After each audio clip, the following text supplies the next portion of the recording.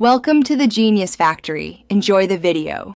You're starting by confirming prerequisites and opening the clock app. First, make sure iOS is current so system audio APIs work properly. Once done, open clock and tap alarms. You'll act on a specific alarm, not general settings.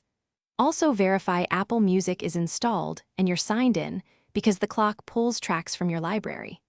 These steps remove common permission and compatibility blockers before you change the alarm sound itself. Now edit the alarm and tap sound to choose your wake audio.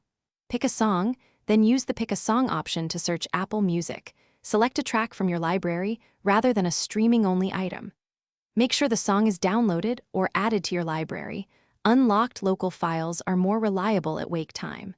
Once the song is set, test by temporarily setting the alarm a few minutes ahead.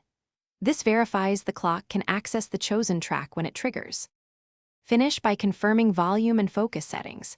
Make sure the ringer volume is high, do not disturb or sleep focus allow alarms, and silent mode won't block audio. Restart the iPhone to reset background audio services, then retest the alarm. If it still fails, remove the chosen song and set a different song or a built-in tone to isolate whether Apple Music access is the issue.